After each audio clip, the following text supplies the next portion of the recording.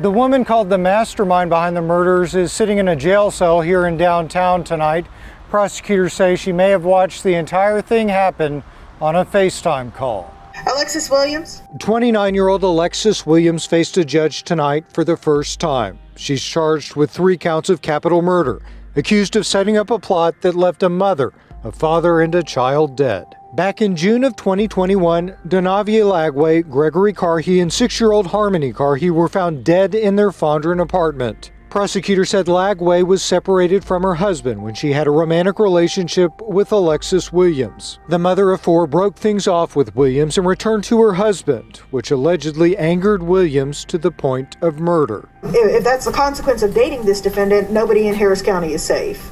At today's bail hearing, her bond was denied. She was not allegedly the gunman, although she coordinated the entire event, it appears. Williams spoke only once during today's hearing. I can't fully understand what you said. You have no bond in any of the 3 capital murders. Okay. Prosecutors say Williams conspired with suspected hitman Xavier Davis, promising him several $1,000s in the family's apartment for the murders. During the shooting, the Carhe's 10-year-old daughter watched while her family was killed. She was also shot, but survived by playing dead. This incredible young lady was able to get up, despite being gravely wounded, care for her 1-year-old baby brother who was still in the apartment. Davis was arrested days later, but Williams carried on with life as usual. It apparently went down that the defendant attended the funeral service of these victims that she helped to kill. Prosecutors say detectives were able to piece together the plot once they were able to crack the passcode to Williams' cell phone. When Xavier Davis was inside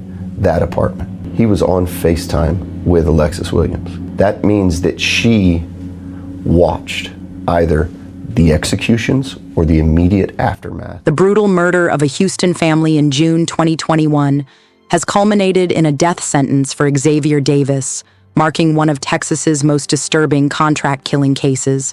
The details of this horrific crime have shocked the community and highlighted the devastating impact of premeditated violence on families. On June 30th, 2021, Davis executed a calculated attack by forcing his way into the home of Gregory Carhe, 35, and Donavia Lagway, 29. What followed was a sequence of events that would forever change the lives of their children and send ripples through the Houston community. In front of their children, Davis shot both parents, displaying a level of brutality that prosecutors would later emphasize during trial proceedings. He then turned his weapon on their 6-year-old daughter, Harmony Carhe, killing her execution style. The couple's 10-year-old daughter survived only through quick thinking, playing dead after suffering a non-fatal gunshot wound. The surviving child's ordeal continued as she lay motionless, forced to witness Davis ransacking their apartment in search of money and jewelry. During a 2022 bail hearing, Harris County District Attorney Sean Tier revealed a particularly chilling detail. Davis made a video call to his alleged conspirator, allowing her to witness the aftermath of the murders. This evidence would later prove crucial in establishing the premeditated nature of the crime and its connection to a broader conspiracy.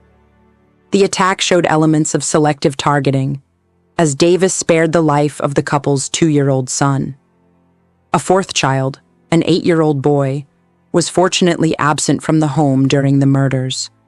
The tragedy deepened when medical examiners discovered that Lagway was pregnant at the time of her murder, adding another layer of loss to the already devastating crime. The surviving 10-year-old demonstrated remarkable courage and presence of mind in the aftermath of the attack. Once Davis left the apartment, she immediately secured her baby brother's safety by locking the door and called for help. Her quick actions not only saved lives, but also provided law enforcement with crucial early information about the crime. Law enforcement's response was swift and effective. Within days, police arrested Davis and charged him with 3 counts of capital murder and a single count of aggravated assault. The investigation revealed additional crimes, including an aggravated robbery with a deadly weapon charge for allegedly stealing a man's car at gunpoint just before the murders, suggesting a broader pattern of violent behavior. The legal proceedings took an unexpected turn when Davis, who had initially pleaded not guilty, changed his plea to guilty just minutes into his criminal trial. This sudden reversal, while admission of his crimes, did not prevent the trial from proceeding. The jury was then tasked with determining whether Davis should receive the death penalty or life imprisonment. The jury's deliberations focused on two crucial questions. First, they unanimously concluded that Davis posed a continuing threat to society, likely to commit future acts of violence. Second, they found no mitigating circumstances substantial enough to warrant life imprisonment instead of the death penalty. This unanimous decision reflected the jury's assessment of both the brutality of the crimes and Davis's potential for future violence. The investigation revealed a complex web of relationships and motives.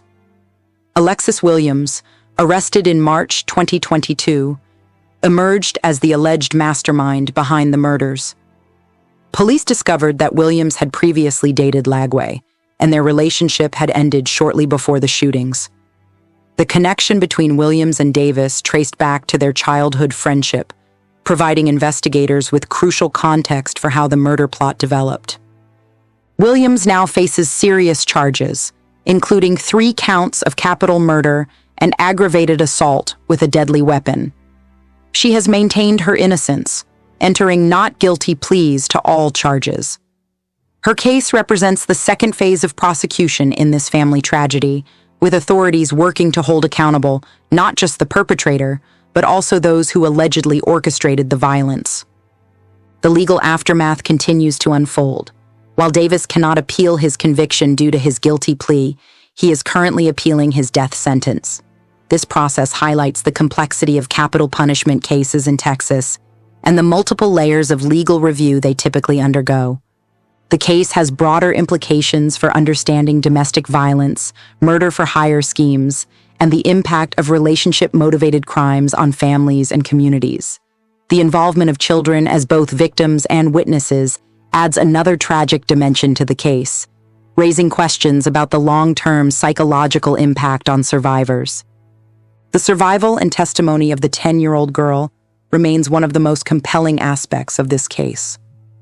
Her ability to maintain composure under extreme duress, protect her younger sibling, and alert authorities demonstrates extraordinary resilience.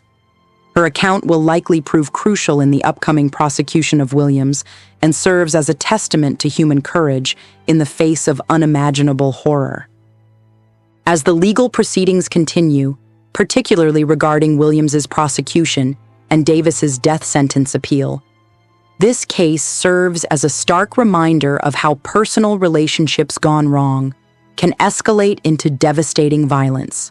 The pending nature of these legal matters, coupled with the Harris County District Attorney's Office's current silence on media requests, suggests that additional developments may yet emerge in this tragic story.